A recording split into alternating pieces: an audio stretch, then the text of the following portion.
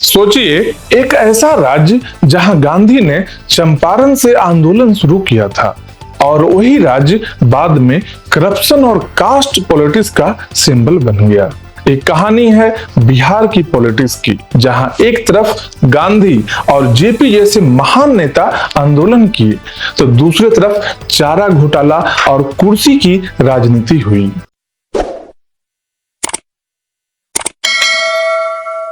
नमस्कार दोस्तों, एक कहानी 1947 के आजादी के बाद शुरू होती है, जब बिहार और झारखंड एक हुआ करता था। 15 अगस्त 1947 के बाद बिहार के पहला सीएम बने थे डॉक्टर श्री कृष्ण सिंह और उनके साथ में डिप्टी सीएम थे डॉक्टर अनुग्रह नारायण सिन्हा।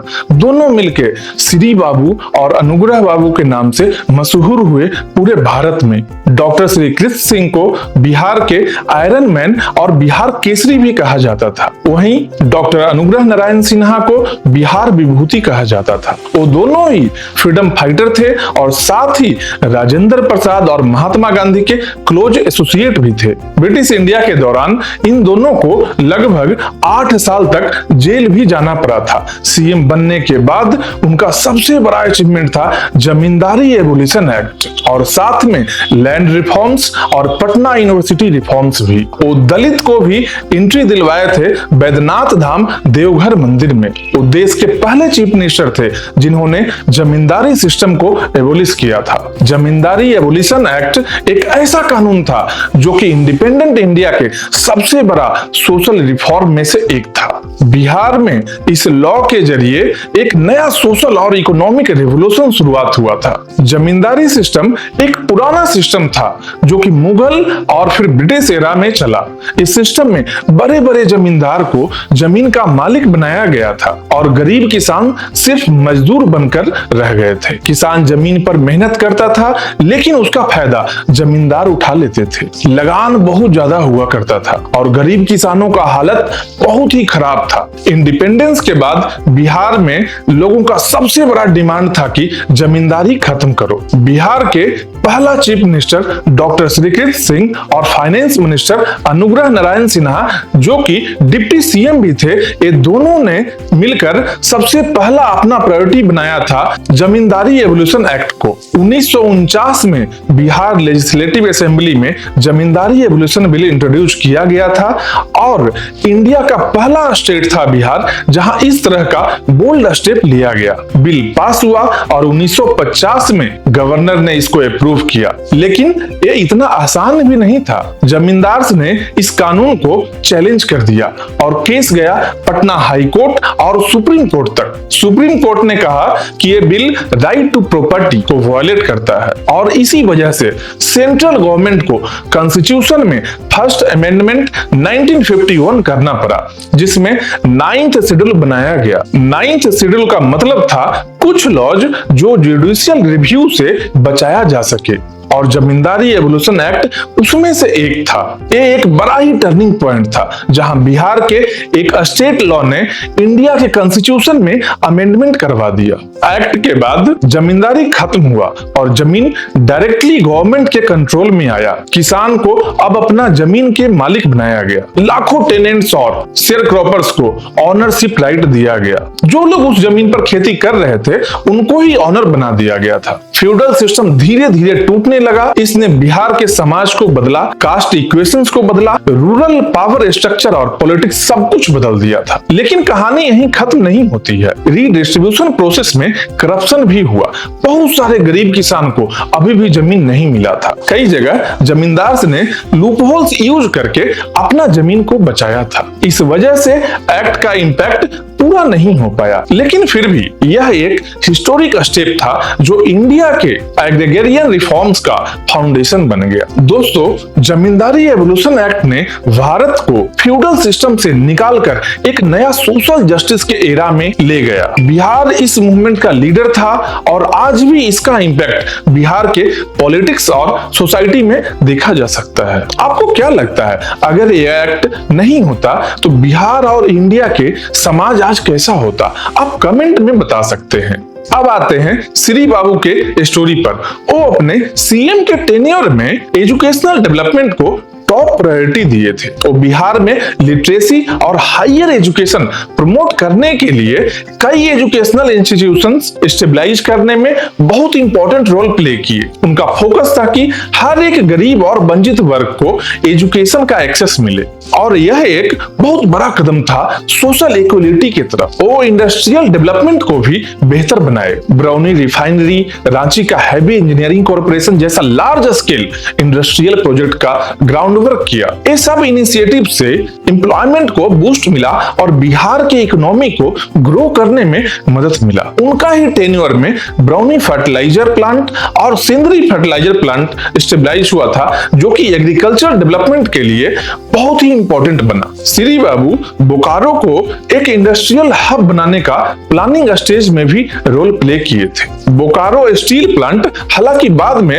1960s में उनके सक्सेसर्स के दौरान स्टेबलाइज हुआ था, लेकिन श्री बाबू के सपोर्ट और विजन ने उसका फाउंडेशन को स्ट्रॉन्ग बनाया था। बिहार उस दौरान इंडिया के कोल प्रोडक्शन का एक सेंट्रल पॉइंट था, क्योंकि यहाँ काफी कोल रिजर्व था और इनकी सरकार में झरिया और हजारीबाग जैसे रीजन्स में कोल रिसोर्सेज के डेवलपमेंट पर जोर दिया ताकि इंडस्ट्रियल प्रोजेक्ट्स को फ्यूल मिल सके। वो दामोदर वैली कॉर्पोरेशन के भी सपोर्टर्स रहे, जो 1948 में स्टेबलाइज हुआ था। डीवीसी का फोकस था फ्लड कंट्रोल, इरिगेशन और इलेक्ट्रिसिटी जनरेशन। श्री बाबू ने एक ऐसा प्रोजेक्ट एडवोकेट किया जो बिहार के इकोनॉमिक ग्रोथ को लॉन्ग टर्म में स्ट्रॉन्ग बनाए। वो बिहार में पानी, खाद, बिजली, एजुकेशन और नौकरी सब कुछ लाए केवल अपने विजन से, जिससे बिहार के किसान और वर्कर्स किसी और स्टेट पर डिपेंडेंट नहीं रहे। ये होता है एक विजनरी गवर्नमेंट का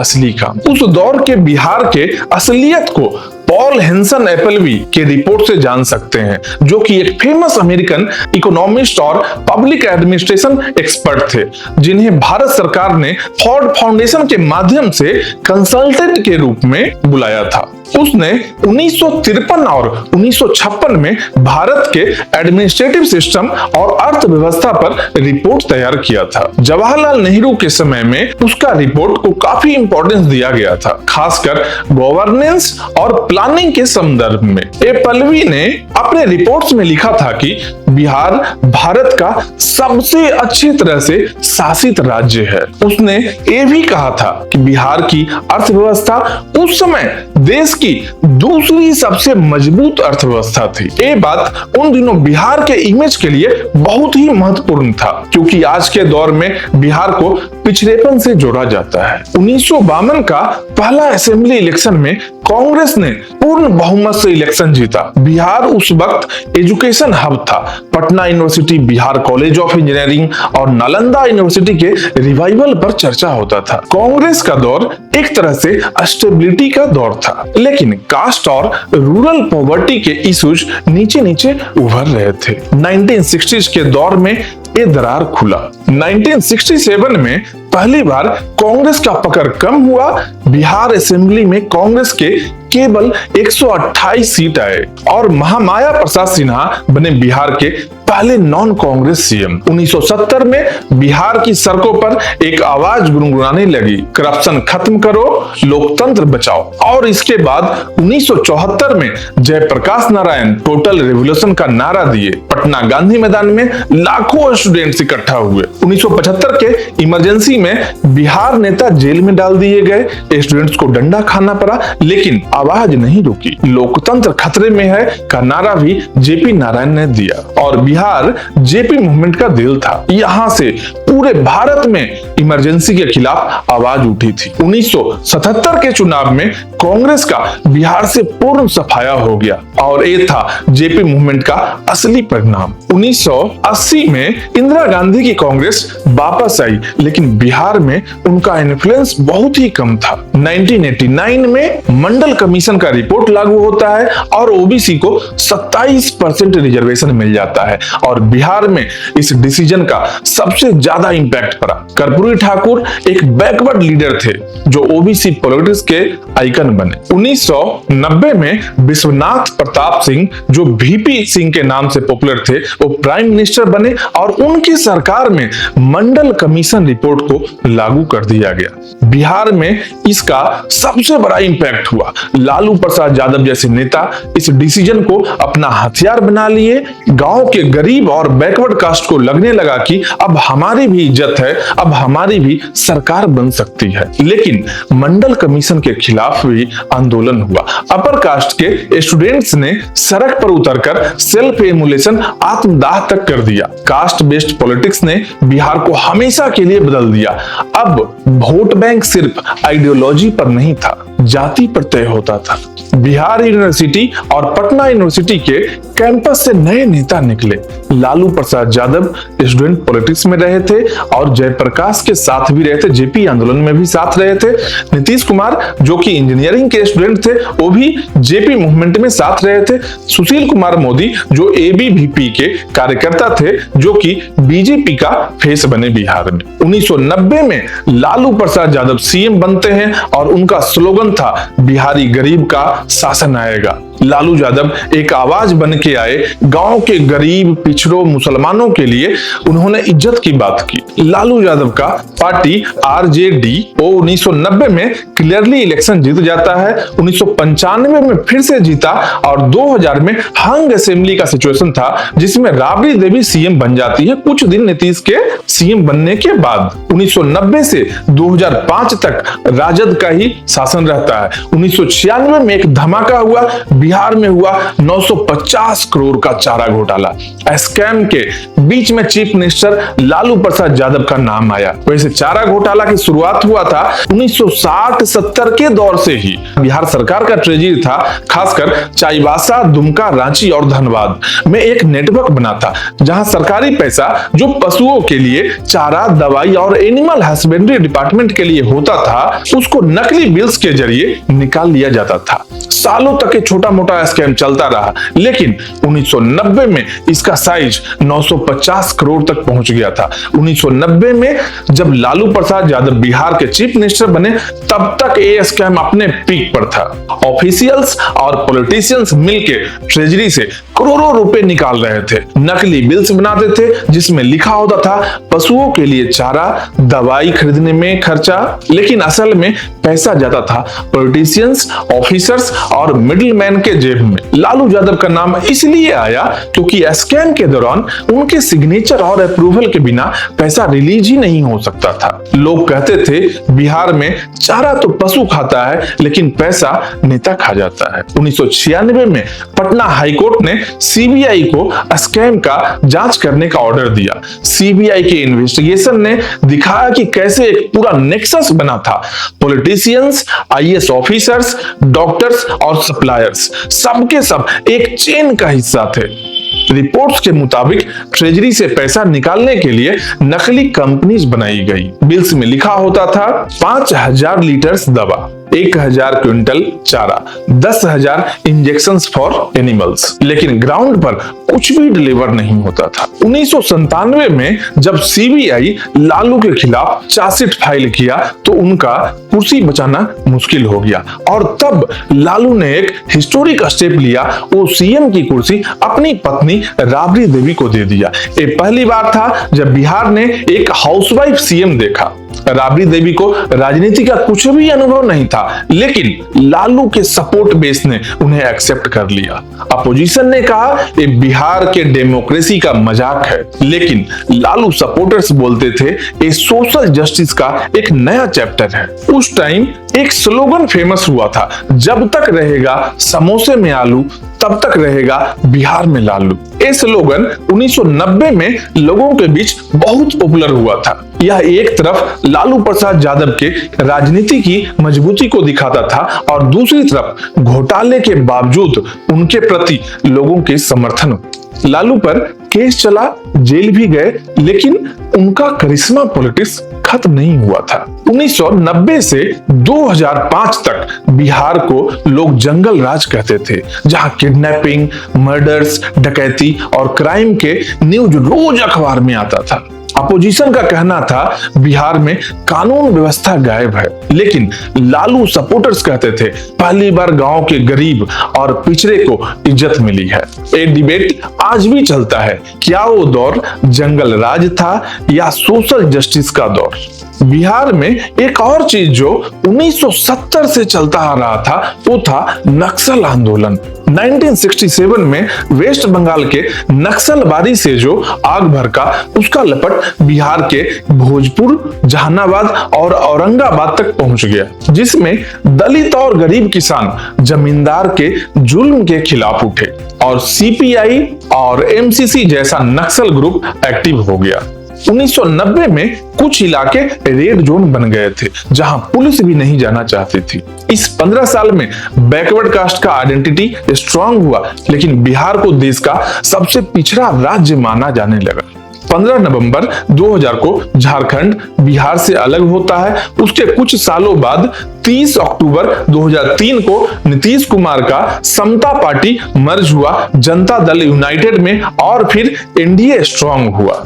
2005 के इलेक्शन में राजद को हार मिली और नीतीश कुमार जेडीयू और बीजेपी के साथ मिलकर सरकार बनाए। एनडीए का सरकार बना, लॉ एंड ऑर्डर इंप्रूव हुआ, गर्ल्स के लिए साइकिल योजना आया, स्कूल एजुकेशन पर फोकस हुआ, रोड्स बनने लगे, बिहार का इमेज फिर से बदलने लगा। नीतीश को सुशासन बाबू कहा गया। 2010 इलेक्शन में एनडीए, जेडीयू और बीजेपी ने 206 सीट्स जीता और पूर्ण बहुमत का सरकार बनाया।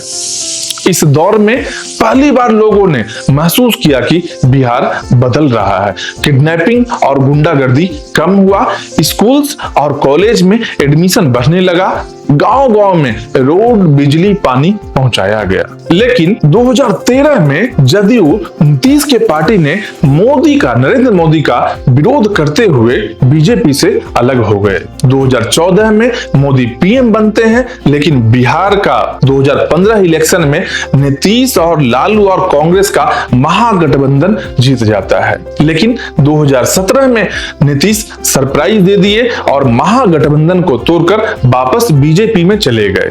इसलिए लोगों ने उन्हें पलटू राम कहना शुरू कर दिया था।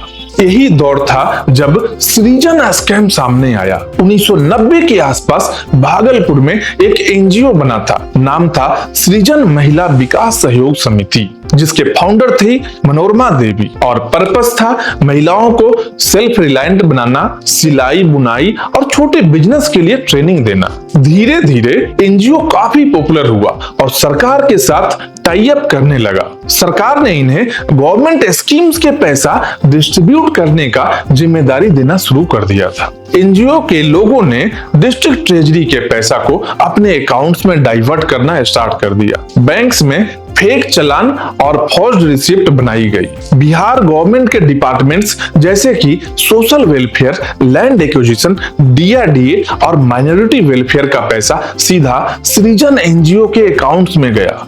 सरकार पैसा भेजती थी गरीबों के लिए, लेकिन वो पैसा सीधा सृजन एनजीओ के लॉकर में घुस जाता था। बैंक और ब्यूरोक्रेट्स की आंख बंद थी और पैसा बहते पानी की तरह बहा जा रहा था। रिपोर्ट्स के मुताबिक स्कैम का साइज लगभग 1000 करोड़ से भी ज्यादा का था। ये पैसा 2003 से 2014 तक साइफन किया गया था। मतलब एक डेकेड से ज्यादा तक घोटाला चलता रहा और किसी को अंदाजा भी नहीं हुआ। मनोरमा देवी, जो कि एनजीओ की फाउंडर थी और मेन एक्यूज्ड भी बनी, कुछ आईएएस ऑफिसर्स और बैंक मैनेजर्स भी इन्वॉल्व थे। पॉलिटिकल प्रोटेक्शन भी था, तभी स्कैम इतने सालों तक चलता रहा। अपोजिशन का कहना था एनजीओ चलाना था महिलाओं के विकास के लिए, लेकिन ये बन गया था पैसा लूटने का अड्डा। 2017 में जाकर ये स्कैम एक्सपोज हुआ। एक ट्रेजरी अकाउंट रिकंसाइल करते वक्त पता चला कि पैसा बैंक से गवर्नमेंट खाते में नहीं गया, बल्कि सृजन के अकाउंट में शिफ्ट हो गया है। मीडिया में खबर आई, बिहार में पॉलिटिकल स्टॉर्म मच गया। नीतीश कुमार गवर्नमेंट ने तुरंत सीबीआई इंक्वायरी रिकमेंड किया। भागलपुर के एक छोटे से ऑफिस ने बिहार की सरकार के पैरों तले जमीन खिसका दी। स्कैम के एक्सपोज होने के कुछ दिन बाद ही एनजीओ की चेयरपर्सन और मास्टरमाइंड मनोरमा देवी को ब्रेन हैमरेज हो गया। मास्टरमाइंड के डेथ ने इस स्कैम को और भी मिस्टीरियस बना दिया। सीबीआई ने मल्टीपल एफआईआर किए थे, जिसमें कई ब्यूरोक्रेट्स, पॉलिटिशियंस और बैंकर्स भी थे। कुछ लोग जेल भी गए, कुछ अभी भी ट्रायल फेस कर रहे हैं। ये स्कैम बिहार के इमेज पे फिर से बड़ा दाग लगाया। अपोजिशन ने नीतीश कुमार और बीजेपी दोनों को घेरा इस स्कैम को लेकर। 2020 के इलेक्शन में एनडीए जीत गया, लेकिन जेडीयू के सीट्स गिरकर केवल 43 रह गए और बीजेपी सबसे बड़ा पार्टी बना बिहार में। उधर लालू के बेटे तेजस्वी यादव ने अपने पार्टी का इमेज बदलने की कोशिश कर रहे थे और विकास और रोजगार पर बात कर रहे थे। 9 अगस्त 2022 को नीतीश कुमार ने बीजेपी से अलग होकर दोबारा राजद, कांग्रेस और लेफ्ट पार्टीज के साथ में महागठबंधन बनाया। तेजस्वी यादव को डिप्टी सीएम बनाया गया और नीतीश फिर से सीएम बन गए। लेकिन ये ज्यादा दिन तक चला नहीं। जनवरी 2024 में नीतीश कुमार ने एक बार फिर से महागठबंधन को छोड़ दिया और एनडीए के साथ सीएम बन गए। आज बिहार की पॉलिटिक्स रिवॉल्व करती है नीतीश के एक्सपीरियंस और तेजस्वी के यूथ अपील पर। दोस्तों, बिहार की राजनीति एक रोलर कोस्टर है और इसके चलते ही बिहार का सही विकास नहीं हो पाया। 1947 से 1960 तक कांग्रेस का गोल्डन एरा था, जो स्टेबल गवर्नमेंट दिया था। वहीं 1970 में जेपी मूवमेंट ने देश का लोकतंत्र बचाया और फिर 1990 में मंडल पॉलिटिक्स और लालू एरा आया, जिसमें कास्ट इंपावरमेंट वर्सेस जंगल राज का बात हुआ। उसके बाद 2005 में नीतीश कुमार का सुशासन का सरकार बना, जो गुड गवर्नेंस और डेवलपमेंट के लिए जाना गया। और फिर 2020 में नीतीश वर्सेस तेजस्वी चलता रहा और अब एंट्री होती है बिहार में प्रशांत किशोर की जन सुराज पार्टी की। प्रशांत किशोर और जन सुराज का कंप्लीट एनालिसिस हम नेक्स्ट वीडियो में करेंगे। अगर आपको ये वीडियो पसंद आया है तो चैनल को लाइक, शेयर और सब्सक्राइब करें। मिलते हैं नेक्स्ट वीडियो में, तब तक के लिए जय हिंद।